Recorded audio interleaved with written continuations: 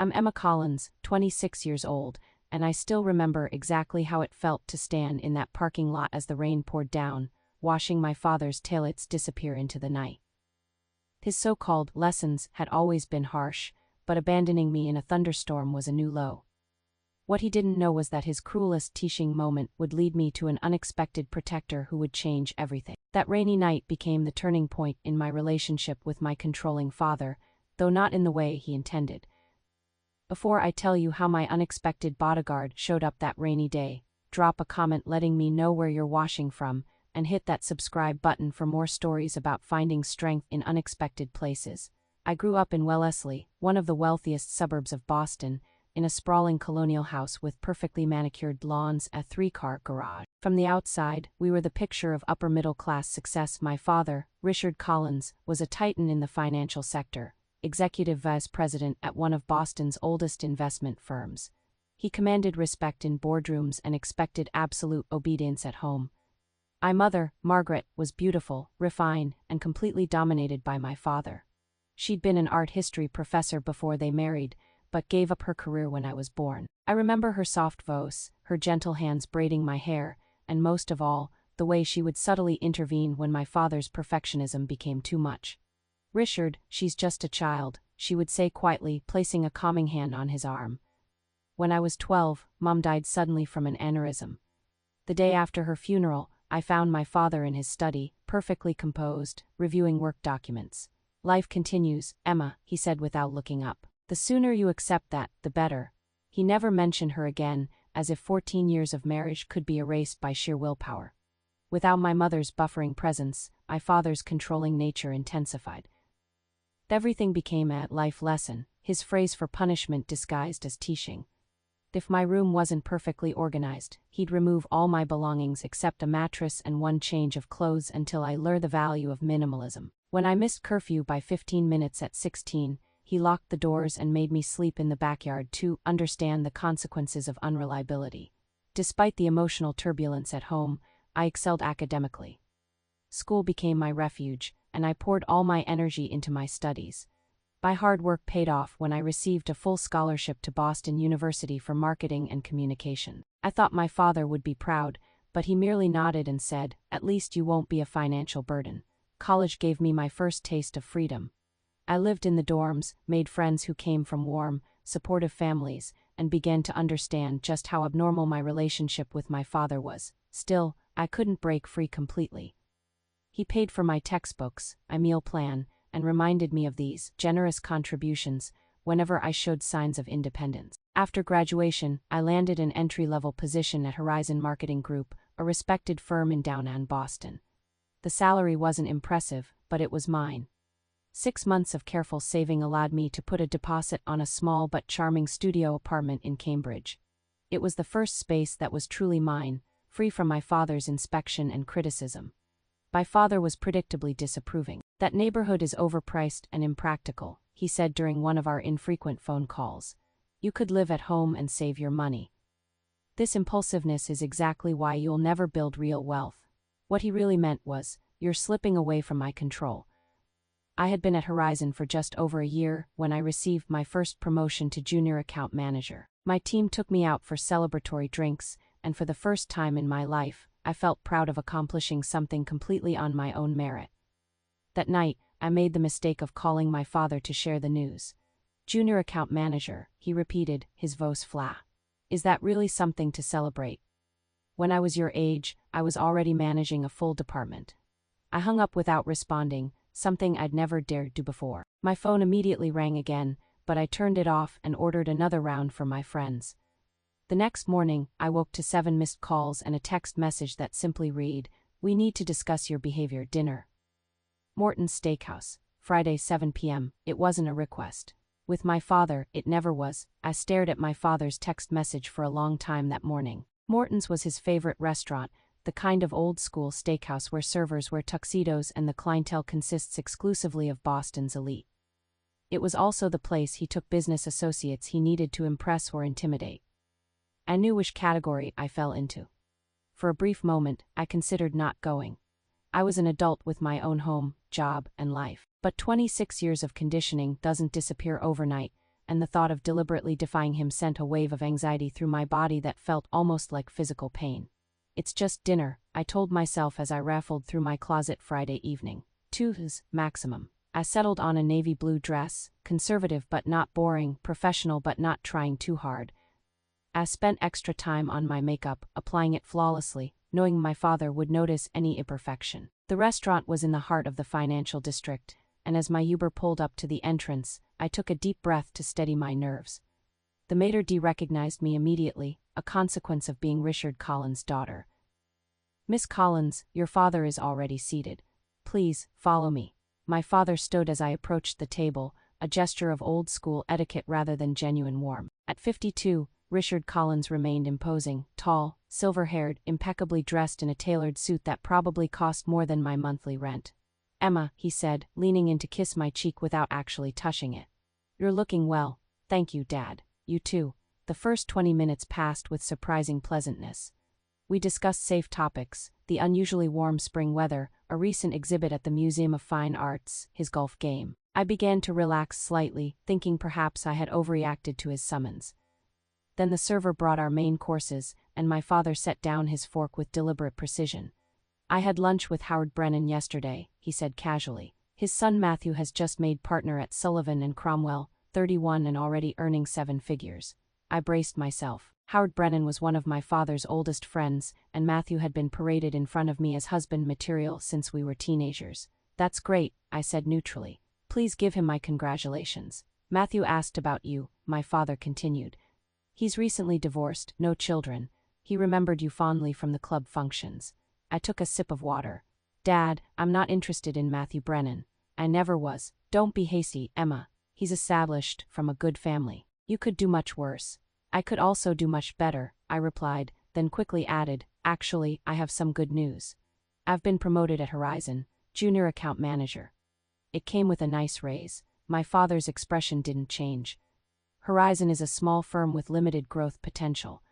How much was this nice raise exactly? I told him, knowing as the words left my mouth that he would find the amount insignificant. "So you're still making less than a first-year analyst at any respectable financial institution," he said dismissively. "If you had listened to me and pursued business or law, you'd be in a completely different position now." "I enjoy my work, Dad. The creative aspects, the collaboration.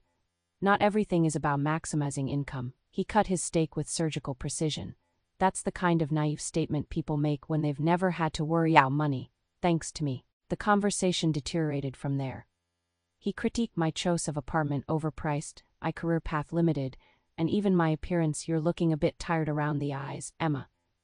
Then came the bombshell. "I'm concerned about your financial decisions," he said, pulling an envelope from his jacket. "Your spending patterns show a lack of maturity and foresight." He slid the envelope across the table. Inside were printouts of my recent bank statements and credit card bills, with certain purchases highlighted in yellow. My hands began to shake. "How did you get these?" "That's irrelevant. What matters is that you're spending nearly 30% of your income on restaurants and entertainment. That's financially irresponsible. You're monitoring my accounts." The violation felt physical, as if he'd been secretly following me around the city. "I'm 26 years old. That's a complete invasion of privacy. I'm still a co-signer on your accounts, Emma. I have every right to monitor how my daughter is managing her finances." "No, you don't," I said, my voice rising slightly. "Not morally, not ethically." His expression hardened. "Lower your voice. We're in public. I don't care where we are, you had no right to do this." "This is exactly the emotional immaturity I'm talking about," he said coldly. "You're behaving like a teenager, not an adult. Perhaps it's time you learn that actions have consequences." "What's that supposed to mean?" "It means that financial support is a privilege, not a right. If you want to make reckless decisions, you'll do it without my safety net." I stared at him, suddenly seeing with perfect clarity the manipulation that had been present my entire life. "I don't need your safety net, Dad. I haven't touched the trust fund.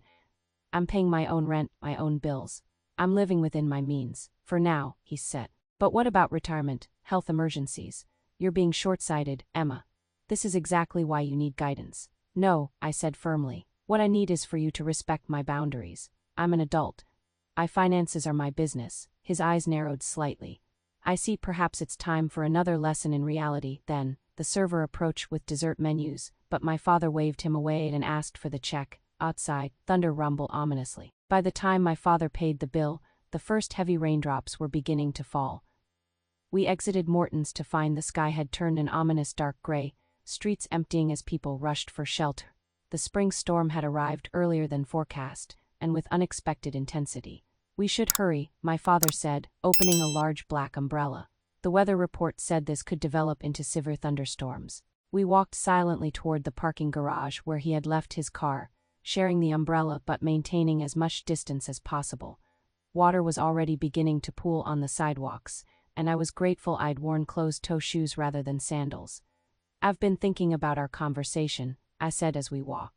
I appreciate that you're concerned about my future, but I need to make my own decisions, even if they're not the ones you would make. My father didn't respond immediately. When he did, his voice was unnervingly calm. You know, Emma, there's a fundamental misunderstanding between us. You seem to think that independence means rejecting wisdom and experience. That's not maturity, it's arrogance. It's not about rejecting advice, I countered. It's about having the freedom to choose which advice to take. A flash of lightning illuminated his face, his expression hardening. And you believe you've earned that freedom, based on what, exactly? A mediocre job at a second-rate marketing firm, a tiny apartment in Cambridge, based on the fact that I'm an adult, I said, anger rising in my voice. I don't need to earn the right to make my own choices.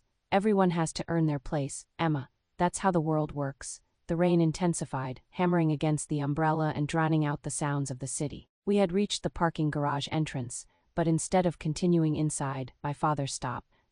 Let me be perfectly clear, I said, having to raise my voice over the downpour. I don't want or need your financial monitoring. I'm removing you as a cost center on all my accounts tomorrow. I appreciate everything you've provided, but I need to stand on my own now. Thunder cracked overhead, so loud I could feel it in my chest. My father looked at me with an expression I'd seen many times before, cold disappointment mixed with calculation. You want independence, he said quietly.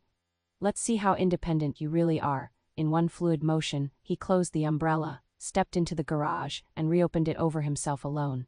Dad, I said, confused. Actions have consequences, Emma. You want to make your own decisions, deal with your own problem. I stood there, rain immediately soaking through my dress, stunned by what was happening. You can't be serious. It's pouring. Consider this a lesson in preparation and foresight, he said, already walking toward his car. Next time, perhaps you'll check the weather forecast and bring your own umbrella. Are you actually leaving me here? I called after him, rain plastering my hair to my face.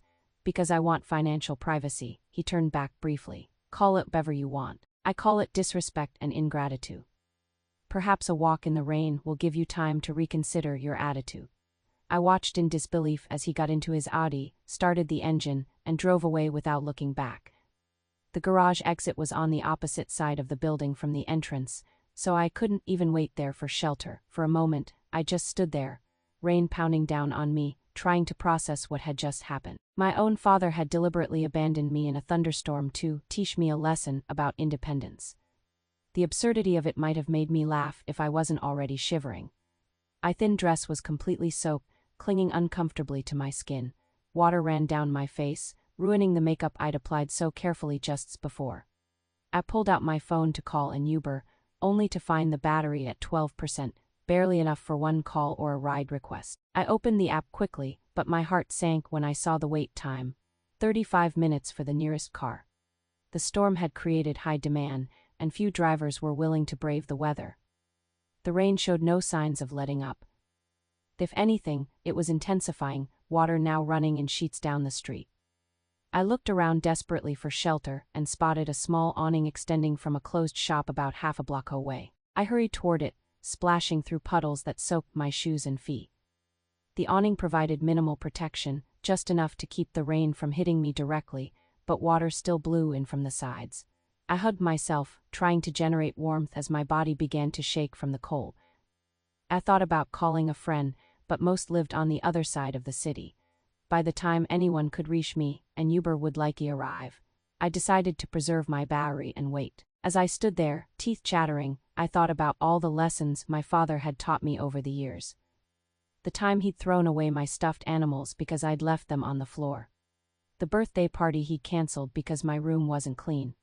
the college acceptance letters he'd hidden because he disapproved of my choice of major. Each incident had been framed as teaching responsibility, but standing there in the rain, I finally saw them for what they truly were: attempts to break my will, to make me compliant, to ensure I would never stray too far from his control. Lightning flashed again, followed almost immediately by a deafening crack of thunder. The storm was directly overhead now. The wind picked up, driving the rain sideways and rendering my meager shelter almost useless. The country club was closing, the last employees hurrying to their cars. No taxis passed by on the now deserted street. iPhone battery had dropped to 8%, and the Uber wait time had increased to 40 minutes. I had never felt so utterly alone or so completely at the mercy of elements I couldn't control. I was soaked to the bone, freezing, stranded in an unfamiliar part of town as night fell, all because I had dared to assert my independence. The cruelty of it took my breath away. This wasn't teaching. This wasn't love. This was punishment, pure and simple, for challenging my father's authority. As I huddled under the insufficient awning, I made a silent promise to myself. This would be the last lesson my father would ever teach me. I'm not sure how long I stood there, shivering under that pathetic excuse for shelter, when I noticed headlights approaching slowly through the downpour. The vehicle was moving cautiously, as if searching for something or someone. My first instinct was wariness. A lone woman, stranded at night in a deserted business district. I was vulnerable, and I knew it. I pressed myself further back against the storefront, wishing I could somehow make myself invisible. The SUV slowed as it approached my position, and I felt my heart rate accelerate. Just as I was considering abandoning my minimal shelter to find a more public location, I felt something warm and solid press against my leg. I looked down in shock to find a large dog, a Rottweiler mix with gentle eyes, standing beside me, its body creating a warm barrier against the chill. The dog nudged my hand with its nose, then looked up at me with an expression that seemed almost concerned. "Max, there you are," called a deep voice. The SUV had stopped, and a man was approaching under a large umbrella. He was tall, broad-shouldered, dressed in jeans and a waterproof jacket. Despite his imposing size, something about his careful movements and the distance he maintained put me at ease rather than alarming me. "I'm sorry if he startled you," the man said, stopping several feet away. "Max has a mind of his own sometimes, especially when he thinks someone needs help." Is he your dog?" I asked, my voice trembling slightly from the cold. "He is. I'm Jason, by the way." He didn't move closer, seeming to understand my caution. "Max is a therapy dog. He's trained to sense distress." As if understanding he was being discussed, Max pressed his warm body more firmly against my legs. "I'm Emma," I replied, still uncertain but finding comfort in the dog's presence. "Emma," Jason nodded. "I don't mean to intrude, but you look like you could use some help. Been caught in this storm long?" I admitted. "My ride fell through." Jason frowned slightly. "That's a long time to be out in weather like this. Look, I have an extra umbrella in the car, and I'd be happy to give you a lift somewhere. Or I can call someone for you if you'd prefer." I hesitated, years of stranger danger warnings flashing through my mind. Yet something about Max's calm presence and Jason's respectful distance made me reconsider. This didn't feel threatening. It felt like the first genuine offer of help I'd received all night. "My phone's almost dead, and the Uber wait is over 40 minutes, I explained, still shivering. Jason nodded, understanding. "That's not surprising in this weather. Here," he extended a folded umbrella toward me, still maintaining distance. "At minimum, take this, you're soaked." I accepted the umbrella gratefully, opening it to finally gain proper shelter from the relentless rain. "Thank you," I said, feeling tears mix with the rainwater on my face. The simple kindness seemed almost overwhelming after what I'd just experienced. "You're welcome," Jason replied, then added gently, "The offer of a ride still stands. Max is an excellent judge of character, and he seems to have decided you're a friend." As if on cue, Max gave a soft woof and wagged his tail. I looked at the dog, then back at Jason. "You said he's a therapy dog?" Jason nodded. "Yes, I train service and therapy dogs, actually. Max here helps veterans with PTSD. I'm a veteran myself." Something about that information, the structured training, the service aspect, the explanation for both Max's behavior and Jason's presence helped me make my decision. "A ride would be wonderful if you're sure it's no trouble." "No trouble at all," Jason assured me, gesturing toward his SUV. "Where are you headed?" Cambridge, I said, near Harvard Square. That's actually on my way, he replied. Max led the way to the vehicle, occasionally looking back as if to ensure I was following. Jason opened the rear passenger door, and Max immediately jumped in, shaking himself and then sitting expectantly on the seat as if inviting me to join him. The car was warm, clean, and smelled faintly of dog, not unpleasant, just lived in. As soon as I settled in the back seat beside Max, Jason handed me a small towel from the glove compartment. It's clean, he assured me. I keep extras for Max when he gets wet. I accepted it gratefully, drying my face and hands, then attempting to blot some of the water from my hair and dress. Max watched the process with apparent interest, then shifted closer, his body heat a welcome relief against my chilled skin. As Jason pulled away from the curb, I noticed a small display of photos clipped to his sun visor. Jason in military uniform, Jason with Max and other dogs in training vests, a group shot of what appeared to be veterans with their service animals. So you train service dogs for a living? I asked, trying to distract myself from the evening's events. That's right, Jason replied, keeping his eyes on the road as he navigated the rain-slicked streets. After my second tour in Afghanistan, I came home with some issues. Max here helped me through the worst of it. Decided to pay it forward by training more dogs to help other vets. There was no self-pity in his voice, just matter-of-fact explanation. I found myself wondering what issues he'd faced, what demons Max had helped him conquer. He seems very intuitive, I observed as Max rested his head lightly against my arm. He is, that's what makes him special, Jason agreed. Some dogs have the training but not the instinct. Max has both. He can sense when someone's in distress, that's why he approached you, I'm guessing. The car's warmth was beginning to penetrate my chilled body, and with it came an unexpected emotional release. To my horror, I felt tears welling up again. I'm sorry, I said, quickly wiping them away. It's been a difficult evening. Jason glanced briefly in the rearview mirror, then back at the road. No need to apologize. We all have those sometimes. Something in his tone, non-judgmental, matter-of-fact, made me feel safe enough to explain. My father and I had dinner. We argued about my independence. He left me there in the rain to teach me a lesson, apparently. I hadn't planned to share this with a stranger, but the words tumbled out before I could stop them. Jason was quiet for a moment. When he spoke, his voice was careful, measured. Some people have unusual ideas about what constitutes a teaching moment. He's always been like this, I found myself continuing. Everything's a lesson, a test. Nothing I do is ever enough. Max shifted position, laying his head in my lap. The weight was comforting, grounding.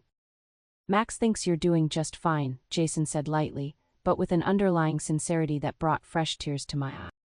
We drove in comfortable silence for a while, the rhythmic swish of the wipers and Max's occasional sighs the only sounds. I gave Jason directions as we approached Cambridge, feeling an unexpected reluctance for the journey to end. This is me, I said finally, pointing to my apartment building, the brick one with the green awning. Jason pulled up directly in front of the entrance. Want us to wait until you're safely inside? The question caught me off guard. It was such a simple courtesy, yet it highlighted everything that had been missing from my father's behavior, basic concern for my well-being. Yes, please, I answered, surprised by how much the offer meant to me. As I gathered my things and prepared to dash through the rain to my building, I turned to Jason. Thank you, both of you, I added, giving Max a gentle pat. I don't know what I would have done if you hadn't come along. You'd have figured something out, Jason said with quiet confidence. But I'm glad we could help. I nodded, then impulsively pulled one of my business cards from my wallet. If you ever need marketing consultation for your dog training business, or, I don't know, if Max ever wants to visit, please call. Jason accepted the card with a smile. We might just take you up on that. As I ran through the rain to my building entrance, I glanced back to see Max washing through the window, Jason's hand visible on the dog's head. They waited until I had unlocked the door and stepped inside before driving away. In the warmth of my apartment, as I peeled off my wet clothes and stepped into a hot shower, I couldn't stop thinking about the contrast. My own father had abandoned me to teach a lesson, while a stranger and his dog had shown more genuine protection and care in 30 minutes than Richard Collins had in 26 years. Something fundamental had shifted inside me. I realized that true protection wasn't controlling or punitive. It was supportive, respectful, and kind, exactly what Jason and Max had offered without hesitation or expectation. As I drifted to sleep that night, warm and safe in my own space, I made another promise to myself. I would learn from this lesson, but not the one my father had intended to teach. I woke the next morning to sunlight streaming through my windows and the chirping of my phone. 9 missed calls and 14 text messages, all from my father. The text started neutral, almost casual. Hope you made it home safely. The storm cleared up quickly after I left. Then they became increasingly demanding. You should respond when your father messages you. This silent treatment is childish, Emma. Call me immediately. The final message, sent at 11:42 p.m., was a thinly veiled threat. Your behavior is concerning. If this continues, we'll need to have a serious discussion about your trust fund access. I set the phone down without responding and made myself coffee. For the first time in my life, I felt strangely calm in the face of my father's manipulation. The previous night had crystallized something for me. My father's love came with conditions, with tests I was perpetually failing. It wasn't love at all, it was control. I spent Saturday cleaning my apartment, doing laundry, and deliberately not thinking about my father. Every time my phone buzzed with his calls or messages, I let it go to voicemail. This small act of rebellion felt surprisingly empowering. Sunday morning, I called my bank and made an appointment for Monday to remove my father as a cost center on my accounts. I contacted the trust manager as well, arranging to transfer my portion to an account only I could access. These practical steps toward independence gave me a sense of purpose. I was just settling in with a book Sunday afternoon when my buzzer rang. Through the intercom, I heard my father's voice. Emma, it's your father, we need to talk. My heart rate accelerated instantly, that familiar anxiety rising in my chest. But something was different now. The fear was still there, but alongside it was a newfound resolve. I'm busy right now, I replied. Don't be ridiculous, open the door. I took a deep breath. No, Dad, I'm not available today. If you want to talk, you can call and schedule a time like anyone else would. Silence then, I'm standing in your hallway looking like a fool. Open the door immediately. In the past, that tone would have sent me scrambling to obey. Today, it strengthened my determination. No, I'll call you tomorrow to arrange a time to talk. I switched off the intercom and stood back, half expecting him to start pounding on the door. Instead, after a few minutes, my phone rang. I'm coming up, he said when I answered. Your neighbor was kind enough to let me in. Before I could protest, he had hung up. Moments later, there was a sharp knock at my door. I considered not answering, but realized this confrontation was inevitable. Better to have it on my terms, in my space, than let it fester. When I opened the door, my father stood there in his Sunday casual attire, pressed khakis and a polo shirt, looking as if he'd come to inspect a property he was considering purchasing. Finally, he said, stepping past me into the apartment without waiting for an invitation. He surveyed my small studio with barely concealed disdain. This place is even smaller than I remembered. It's the perfect size for one person, I replied evenly. What do you want, Dad? He turned to face me, his expression a practiced mixture of concern and disappointment. Your behavior has been concerning, Emma. First the outburst at dinner, then ignoring my calls all weekend. That's not how responsible adults communicate. The audacity was breathtaking. Responsible adults don't abandon their daughters in thunderstorms, I countered. He waved a hand dismissively. Don't be dramatic. It was just a little rain. You're acting as if I left you in some dangerous situation. You did, I said firmly. It was after dark, in a deserted business district, during a severe thunderstorm warning. My phone was dying, and transportation was limited because of the weather. What exactly did you think was going to happen?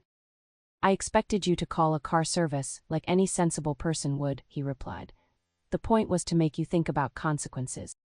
The only thing I've been thinking about is how cruel it was, I said, and how it's part of a pattern that's existed my entire life. His expression hardened. If you're going to be this emotional, we can't have a productive conversation. This isn't emotion, Dad. This is clarity. For the first time, I'm seeing our relationship for what it really is. And what's that? He asked coldly.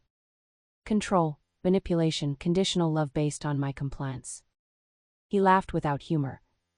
Now you sound like one of those self-help books. Next you'll be telling me I'm toxic or narcissistic or whatever the popular diagnosis is these days. I'm not diagnosing you, I'm describing my experience as your daughter. He paced the small space, clearly uncomfortable with the direction of the conversation. You've always been overly sensitive, just like your mother. The mention of my mother so rare from his lips caught me off guard. Mom wasn't overly sensitive, she was empathetic and kind, qualities you've always seen as weaknesses. Your mother indulged you, he snapped. She never understood that the world isn't kind, especially to those who aren't prepared for its harshness. Is that what you think you've been doing? Preparing me for harshness by being harsh yourself. I've been teaching you to be strong, independent, and resilient. By undermining my confidence, by making me feel like nothing I do is ever good enough, that's not teaching, Dad, that's breaking. He stopped pacing and fixed me with a cold stare. You have no idea the advantages you've had because of me. The doors that have opened, the opportunities you've been given. And this is the thanks I get, accusations and disrespect. I'm grateful for the material advantages you've provided, I said carefully. But they came with conditions that were never clearly stated. Every gift had strings attached. That's how the world works, Emma, nothing is free. Love should be, I replied simply. Something flickered across his face, perhaps, or confusion before his expression hardened again. You've clearly been influenced by someone. These don't sound like your thoughts.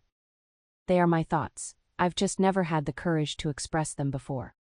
He checked his watch, a gesture I recognized as his way of indicating a conversation was nearing its end. Well, this has been enlightening. Perhaps when you've calmed down and thought things through rationally, we can revisit this discussion. I am calm and rational, I insisted, and I've made some decisions I need to inform you about. His eyebrows raised slightly. Oh. I'm removing you as a co-signer on all my accounts tomorrow. I'm also transferring my trust fund to an account you don't have access to. His face flushed with anger. That's incredibly foolish. You have no idea how to manage that kind of money. I'm 26, Dad. I have a college degree and a career. I'm perfectly capable of managing my finances. We'll see about that, he said, his voice dangerously quiet. The trust has conditions. I'm still the trustee. Not according to the terms. I gained full control at 25, which happened last year. I've already confirmed this with Mr. Levinson. The mention of the trust lawyer clearly caught him by surprise. For once, Richard Collins seemed at a loss for words. You're making a mistake, he finally said. One you'll regret when you inevitably run into financial difficulty. Maybe, but it will be my mistake to make and learn from. He moved toward the door. If this is the path you're choosing, don't come running to me when it gets difficult. I won't, I promised. He paused, hand on the doorknob. I've only ever wanted what's best for you, Emma. No, I corrected gently. You've wanted what you think is best for me without ever asking what I want or need. For a brief moment, I thought I saw genuine hurt in his eyes. Then his expression closed off completely. We'll see how your independence works out for you, he said, and left without another word. I stood in the middle of my apartment, heart racing but mind clear. For the first time in my life, I had stood my ground with my father and spoken my truth. They hadn't changed him, but it had changed me. I picked up my phone and blocked his number temporarily, at least. I needed space to process, to strengthen my resolve, to begin the difficult work of unlearning the patterns of our relationship. As I looked around my small but comfortable apartment, my space, my sanctuary, I felt a strange mixture of grief and liberation. Something had ended today, but something else had begun. The week after confronting my father passed in a blur of practical actions. I removed him from all my accounts, transferred my trust fund, and changed my emergency contacts at work. Each step felt both terrifying and exhilarating, like jumping from a high dive for the first time, the fear of falling mixed with the thrill of flight. At quiet moments, doubt would creep in. Was I overreacting? Would I regret cutting this tie? Then I'd remember standing in the rain, abandoned and alone, and my resolve would strengthen again. By Friday, I realized there was one more thing I needed to do. I found Jason's dog training business online and called the number. Garden's Canine Training, this is Jason, his now familiar voice answered. Hi Jason, this is Emma from the rain. I immediately cringed at my awkward introduction. Emma, he replied warmly. Good to hear from you, how are you doing? Much better, thanks to you and Max. Actually, that's why I'm calling. I wanted to thank you properly. Maybe buy you both coffee? Or, I don't know, do dogs drink coffee? I laughed nervously. Jason chuckled. Max prefers water, but I'd never turn down coffee. We're actually doing a demonstration at Franklin Park tomorrow morning. Service dogs in action. You're welcome to come watch, and we could grab that coffee after." "I'd like that," I said, surprising myself with how much I meant it. The next morning was sunny and mild, a perfect spring day that bore no resemblance to the stormy night when we'd met. I found Jason and Max easily, the large Rottweiler mix standing out among the smaller dogs in the training area. Max recognized me immediately, his tail wagging enthusiastically as I approached. Jason smiled, dressed casually in jeans and a Guardians K9 polo shirt. "He remembers you," Jason said by way of greeting. "I'm flattered," I replied, kneeling to greet Max properly. The dog nuzzled my hand gently, his warm presence as comforting as I remembered. The demonstration was fascinating. Jason worked with 5 veterans and their service dogs, showing how the animals helped with everything from physical stability to anxiety management. Max demonstrated specific techniques, acting as the models. Watching the interactions between the veterans and their dogs, I was struck by the mutual respect and trust evident in each pair. The dogs weren't controlling their handlers, and the handlers weren't dominating the dogs. It was a partnership based on understanding and support. Afterward, as promised, Jason and I walked to a nearby dog-friendly cafe, Max trotting contentedly beside us. "That was amazing," I told him as we settled at an outdoor table. "I had no idea service dogs could do so much." Jason nodded. "Most people think they're just for physical disabilities, but the emotional support they provide can be even more important." "How did you get into this work?" I asked. "The hard way," he admitted. 2 tours in Afghanistan left me with PTSD so severe I could barely function. Traditional therapy helped some, but Max was the game changer. He reached down to pat the dog's head affectionately. He could sense when I was about to have a panic attack before I even knew it was coming. Got me through some really dark times. I was touched by his openness. "And now you help others find the same support." "Try to, anyway," he said with a modest shrug. "The waiting list for qualified service dogs is years long and the cost is prohibitive for many vets. Our nonprofit tries to bridge that gap." "Your nonprofit?" "Guardians K9 Foundation. We train and place service dogs with veterans at no cost to them. It's funded by our commercial training services and donations." An idea began forming in my mind. "Would you be interested in some pro bono marketing help? It's the least I could do after what you did for me." Jason looked surprised. "That's generous, but you don't owe me anything, Emma." "It's not about owing," I explained. "It's about wanting to contribute to something meaningful." He studied me for a moment, then nodded. "If you're serious, we could definitely use the help. Our marketing consists of me posting dog photos on Instagram whenever I remember." I laughed. "Well, dog photos are always a good start, but I think we can do better." That conversation marked the beginning of a new chapter in my life. Over the following weeks, I split my free time between creating a marketing strategy for Guardians K9 and volunteering at their training center. I designed a new website, set up proper social media accounts, and helped organize their first fundraising event. The work was fulfilling in a way my paid job had never been. That horizon, I marketed luxury products to people who didn't need them. At Guardians K9, I was helping connect veterans with companions that could literally save their lives. More than that, the center became a safe space where I could process the complicated emotions surrounding my father. The veterans, with their direct communication style and authentic approach to life, became unexpected mentors. "Boundaries aren't selfish," explained Maria, a former Army medic who relied on her service dog to manage anxiety. "They're necessary for survival. You wouldn't blame a country for defending its borders, so don't blame yourself for defending yours." Jason, too, proved to be a valuable sounding board. Unlike my father, he listened without judgment and offered advice only when asked. "Control is often about fear," he observed one evening as we walked Max and 2 trainee dogs around the center's grounds. "People who need to control others are usually terrified of losing control themselves." "That sounds like my father," I admitted. "He's always been obsessed with maintaining perfect control over his environment, his schedule, his image." "And you," Jason added gently. "And me," I agreed, "until now." As the weeks passed, Max became a regular visitor in my life. Jason would bring him to my apartment for socialization training, which seemed to consist mostly of Max napping on my couch while Jason and I talked first. Gradually, I began to recognize the subtle manipulation tactics my father had employed throughout my life: the guilt trips, the moving goalposts, the withholding of approval. Identifying these patterns made them easier to resist when he eventually resumed contact. It started with expensive gifts delivered to my office, no note, just his business card. When that garnered no response, he sent formal emails requesting meetings to discuss family matters. Finally, he resorted to leaving voicemails that veered between business-like cordiality and thinly veiled disappointment. I maintained my distance, not out of spite but self-preservation. Each time I considered reconnecting, I reminded myself of that rainy night and the realization it had brought. My father's love was conditional, a transaction rather than a gift. "You don't have to cut him off forever," Jason said when I shared my conflicted feelings. "But you do need to decide what kind of relationship you're willing to accept." "I want a relationship with mutual respect," I told him. "I just don't know if that's possible with my father." "People can change," he replied. "But only if they want to, and usually only when they have no other choice." 3 months after that fateful rainy night, I received an unexpected call from my father's assistant. "Mr. Collins asked me to inform you that he's enrolled in a family therapy program," she said, her voice professionally neutral.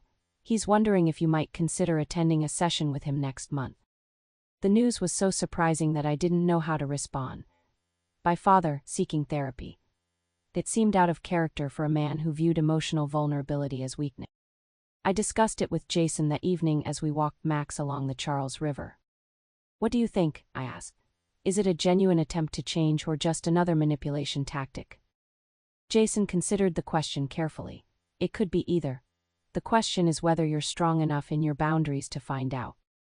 I looked down at Max, who was trotting contentedly between us, occasionally glancing up as if following our conversation. 6 months ago, I wouldn't have been, I admitted, but now I think I am. As sunset painted the sky in shades of pink and gold, I realized how much had changed since that stormy night.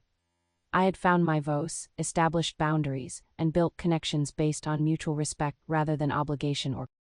"Would you come with me?" I asked Jason suddenly. "Not to the session itself, but nearby as support." He smiled, reaching for my hand. "Max and I will be there. Whatever you need." That evening, walking along the river with Jason's hand in mine and Max's steady presence beside us, I felt something I hadn't experienced in years: genuine safety. Not the restrictive safety my father had offered, which required compliance and surrender of autonomy, but the true security that comes from being accepted exactly as you are. My father had abandoned me in the rain to teach me a lesson about independence. Instead, I had learned something far more valuable: the difference between control and protection, between conditional approval and genuine care. And in the most unexpected twist of all, I had found guardians who showed me what real support looked like. One, a man who understood boundaries because he'd had to rebuild his own life from scratch. The other, a dog who offered unconditional acceptance with every wag of his tail. As we turned toward home, my safe space, I realized I was no longer afraid of the rain. 6 months after the night my father left me in the rain, my life had transformed in ways I never could have anticipated. My volunteer work with Guardians K9 had evolved into a board position, allowing me to help shape the organization's future. At Horizon Marketing, I'd leveraged my nonprofit experience into a promotion, now managing accounts for several charitable foundations. But the most profound changes were internal. I had learned to recognize manipulation tactics, to set and maintain healthy boundaries, and to build relationships based on mutual respect rather than obligation or fear. My relationship with Jason had deepened gradually, naturally, without pressure or ultimatums. Unlike previous relationships influenced by my father's expectations, this one evolved at its own pace, built on a foundation of genuine friendship and shared values. Max had become a fixture in my life, spending weekends at my apartment and accompanying Jason and me on hikes, picnics, and quiet evenings at home. I'd even started training as a volunteer handler, learning how to work with service dogs in training. Through it all, my father remained at a distance, not completely absent, but no longer dominating my thoughts or decisions. He continued his therapy, sending occasional brief updates through his assistant. I acknowledged these messages but maintained my boundary of no direct contact until I felt ready. Then, 6 months to the day after the rainstorm incident, I received a handwritten letter not dictated to an assistant or typed on company letterhead, but written in my father's precise, angular script. "Emma," it began, "I've respected your request for space these past months, difficult as it has been, My therapist suggests it's time I attempt more direct communication, though she warns me not to expect an immediate response. I would like to meet, at a time and place of your choosing, with whatever conditions make you comfortable. I have things I need to say to you, face to face. Respectfully, your father. The letter sat on my coffee table for 3 days while I considered my response.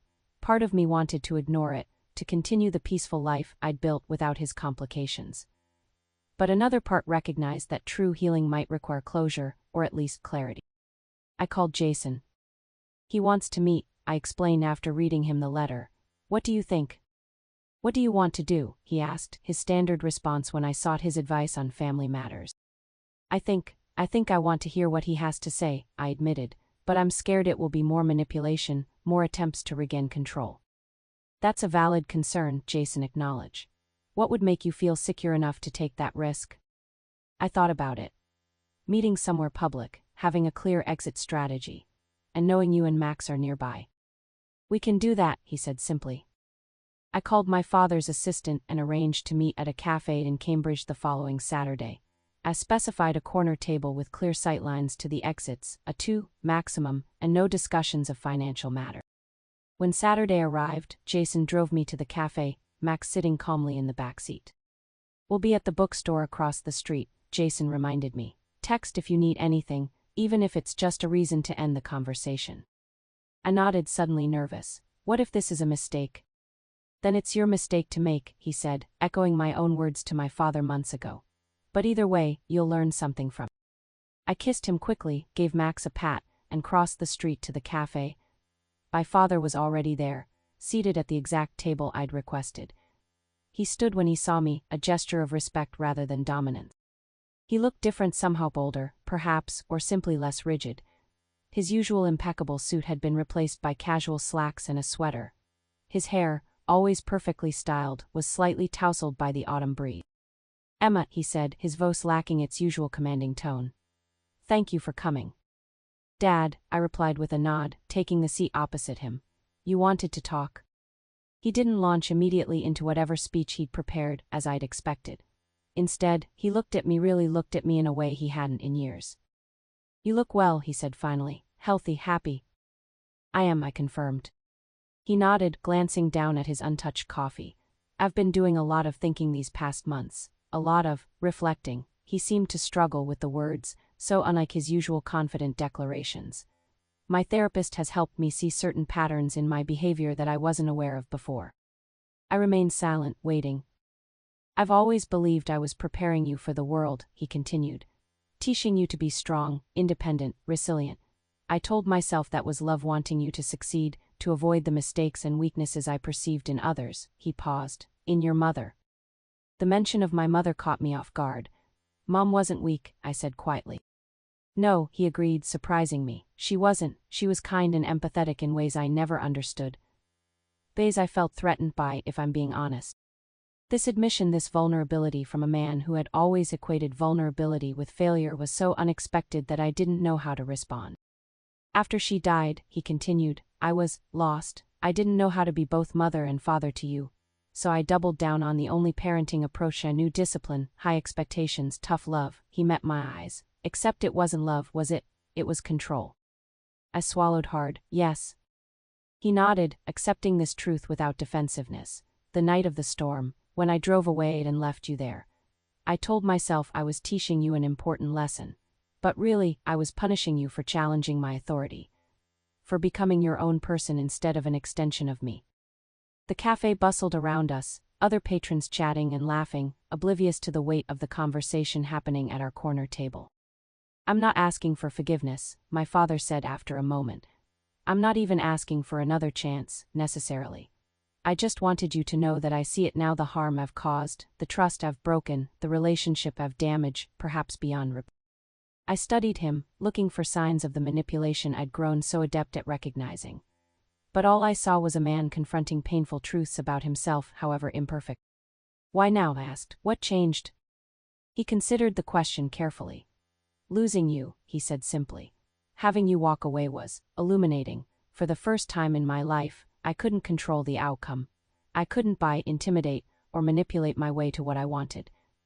It forced me to look at myself, to question why my own daughter would choose complete separation over continued relationship. Outside the window, I caught a glimpse of Jason and Max sitting on a bench across the street, present but not intrusive. Their silent support gave me the courage to continue this difficult conversation. I've spent these months learning about boundaries, I told my father, about healthy relationships and manipulation tactics, about the difference between control and genuine protection. He nodded, a flicker of sadness crossing his face. I saw someone with you when you arrived. He looks kind. He is, I confirm, Jason, and his dog Max. They're the ones who helped me that night after you left. Something like shame crossed my father's expression. I've wondered many times what happened after I drove away, whether you were safe. I wasn't, I said honestly. I was stranded, soaked, cold, and alone. iPhone was dying, transportation was limited because of the storm. It was Jason and Max who saw me, who offered help without conditions or judgment. My father absorbed this information silently, his hands tightening slightly around his coffee cup. I'm sorry, Emma, truly. It was cruel and potentially dangerous, and I have no excuse. No, I agreed, you don't. We sat in silence for a moment. Then my father straightened slightly, visibly bracing himself. I don't expect an immediate answer, but I need to ask, is there any path forward for us? Any way to rebuild some kind of relationship, even if it's different from before? I had anticipated this question, had prepared for it during sleepless nights and long conversations with Jason. Still, hearing it aloud made my heart race. I don't know, I admitted. I'm not ready to trust you again, not fully. But I'm willing to consider small steps, very small, with clear boundaries. Relief washed over his face. That's more than I deserve, thank you. I have conditions, I continued. You continue therapy. We meet in public places only, at least for now. No financial discussions or attempts to influence my career or personal life. And no manipulative tactics. If I identify something as manipulation, you stop immediately, even if you disagree. He nodded acceptance of each point. Those are reasonable terms. I agree to all of them. And one more thing, I added. I want you to meet Jason and Max, to understand what actual support looks like. A flash of something, jealousy, territorial protectiveness, crossed his face before he mastered it. If that's important to you, then yes. I texted Jason, and minutes later, he and Max crossed the street to join us. Max immediately came to my side, his calm presence steadying me as always. Jason extended a hand to my father, who stood to greet them. Mr. Collins, Jason said politely, I'm Jason Miller. Richard, my father replied, shaking his hand. Thank you for helping my daughter when I failed too. The acknowledgement seemed to cost him, but he made it nonetheless. Max, sensing tension, pressed closer to my leg. My father looked down at the dog with a mixture of curiosity and uncertainty. This is Max, I explain. He's a trained therapy dog. Jason trains service dogs for veterans with PTSD and other challenges. Interesting work, my father commented, making a visible effort to engage. How did you get into that field? As Jason briefly explained his military background and subsequent work with service dogs, I watched my father listening, actually listening, perhaps for the first time, to someone he might previously have dismissed. The conversation continued for another 30 minutes, awkward at times but largely civil. When it was time to leave, my father surprised me by addressing Max directly. Thank you for looking after Emma, he said to the dog, then looked up at me. It seems you found guardians when you needed them most. I did, I agreed, and I learned to be my own guardian too. Outside, as rain began to fall lightly, a gentle autumn shower, nothing like the storm that had changed everything. Jason handed me an umbrella. My father noticed the gesture and nodded slightly, a silent acknowledgement of its significance. I'll be in touch, I told my father as we parted. Not immediately, but soon. I'll be here, he replied, on your terms. As Jason, Max, and I walked away, sheltered under our shared umbrella, I felt a complex mixture of emotions: caution, hope, lingering hurt, and a new, tentative peace. How do you feel? Jason asked. Surprisingly okay, I realized. It wasn't perfect, but it was real, maybe for the first time. Max trotted between us, occasionally shaking raindrops from his coat, but otherwise unbothered by the weather. I thought about how far I'd come from that terrified, abandoned woman huddled under an insufficient awning 6 months ago. The rain continued to fall gently around us, but now I was prepared, umbrella in hand, supportive companions by my side, and most importantly, the inner strength to weather whatever storms might come. That night, as we walked through puddles together, laughing when Max deliberately splashed through the deepest one, I reflected on the unexpected lesson my father's cruelty had ultimately taught me. Sometimes the most powerful thing isn't standing alone in the rain to prove your independence. Sometimes it's knowing when to walk away from those who hurt you, even family, until they can respect your boundary. And sometimes it's recognizing the guardians who appear when you least expect them, offering not control but companionship on the journey.